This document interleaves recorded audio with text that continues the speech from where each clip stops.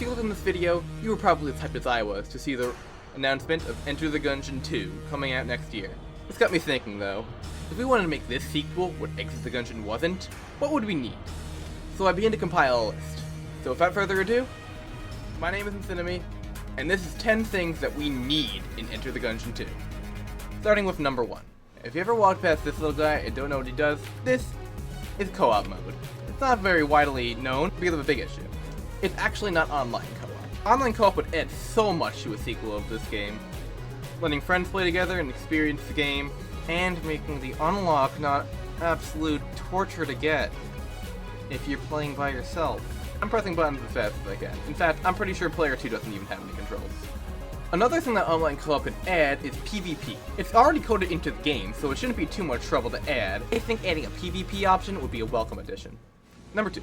Enter the Gungeon has 4 alternate modes that you can play instead of just the normal run. There's Challenge Mode, Rainbow Mode, Turbo Mode, and Blessed Mode.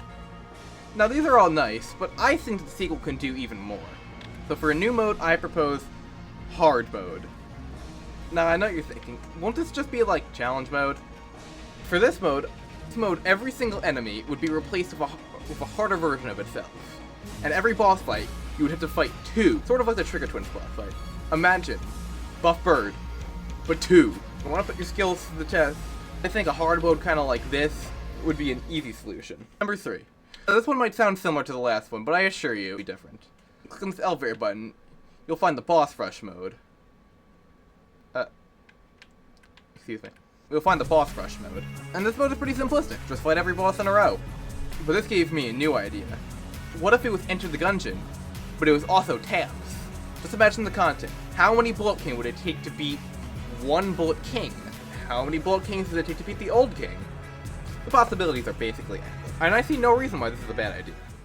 Number 4 isn't going to sound crazy, but this just might be the most helpful thing to the Gungeon community if Dodgerel decides to do this. And that's just fix the code. You see, Enter the Gungeon has what developers call spaghetti code. What I mean by that is it's just really hard to work with.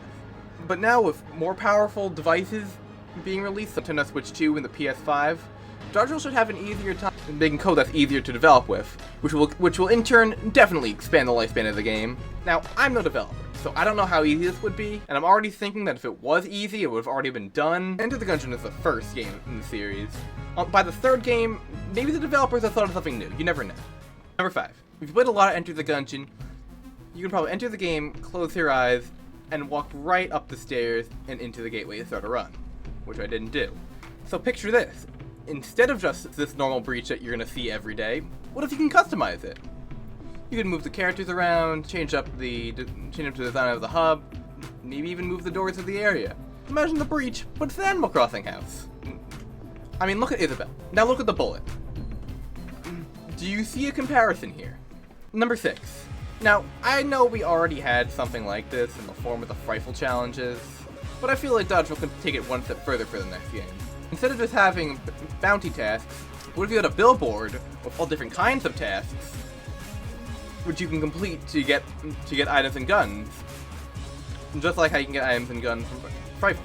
Of course, you could still have the normal defeat 70 Bulletkin, defeat 5 Dragons, but you could also have hit list the entire first floor, visit every floor on one run. I'm getting DMs on Discord. I think Dodgerel can get really creative here. And sure, I know we kinda already had this, but the challenges were very vague, and we didn't really know what to do for some of them. Maybe I would have done this after 100 or so hours of playing, but I had no idea how to get turkey. In fact, I'm pretty sure it was the last item I ever got. Number 7. So this idea is kinda like 2 ideas, but just hear me out. Enter the Gungeon 2 is almost certainly gonna have new bosses. In fact, I'd be surprised if they brought back even one old boss for any purpose. Although I'd like to see that. But if they are going to bring the old bosses back, I propose refights. Now, if you've ever played Exit the Gungeon, you know that they kind of already did this. I mean, the boss fights in that game consist of the Chancellor in the Bullet King's throne, the Beholster and the Cannonball are combined, as well as the Last Dragon, which looks really, really cool, and I kind of hope they bring that back. That'd be awesome. I don't understand why they couldn't do this again. Imagine this. Gatling gun. But he hit legs and runs double speed now. But also, one of his arms is replaced with the Treadnaught's tank, so he uses some of their attacks as well. Actually, I'm pretty sure that a Gatling Gun that moves at double speed is going to be impossible. Anyway, part 2 of this idea is kind of similar. Once you beat the game and maybe get every item, they should let you do a run where you fight all the bosses, but they're all spiced up. Maybe they're tankier, maybe they have a new attack, maybe they're jammed. Even though, personally, after fighting every boss like 1,000 times, I could probably beat a couple of them with my eyes closed. So some sort of refight system might add a little more life to this game once you start getting good at it. Number 8. If you played Enter the Gungeon to death like I have, you know that there isn't actually 6 floors, there's 10. But these floors don't actually change the course of the run, other than giving you more stuff or potentially killing you. So instead of that, imagine this. You're in the oubliette fighting the Blobulord. You finally kill him, but instead of dying, he escapes down a gutter. Kinda like in the rat fight. But the room acts like it's cleared, and will give you a reward and your access to the elevator to the 2nd floor. But now you have 2 options. You can go to the 2nd floor, and then go to the 3rd, 4th, etc., or go down even further into the sewers, explore new floors, and get a different ending. Now, I never played Exit the Gungeon, but as far as I'm aware, there's 2 final bosses. I've played other roguelites that do this, so adding branching paths with different endings definitely seems like a good idea. Number 9. If you've gotten yourself familiar with the Breach, you've come to know most of the friendly and less friendly faces around here. And you probably know that they'll give you quests or items or show up in your runs. But look at this guy. Look at Manservants. Now imagine him fighting the dragon.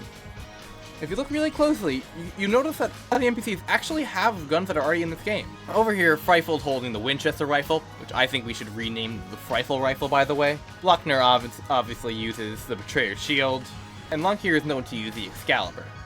So these guys already have ideas for their kits. And if you're thinking, that's too OP! Remember that, the Bullet and Gunslinger and Paradox all exist. I'm sure we'll be getting new playable characters.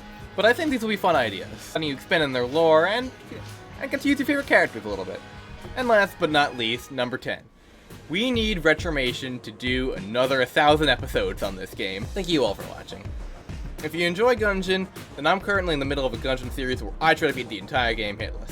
Episode 3 is in the works. If you're interested, I'll try to figure out how to do a title card. Up. If a direct thumbs out for this game, I will be one of the first people to watch it. And hopefully one of the first people to make a video on it. But until next time, thank you all for watching, and I'll see you around.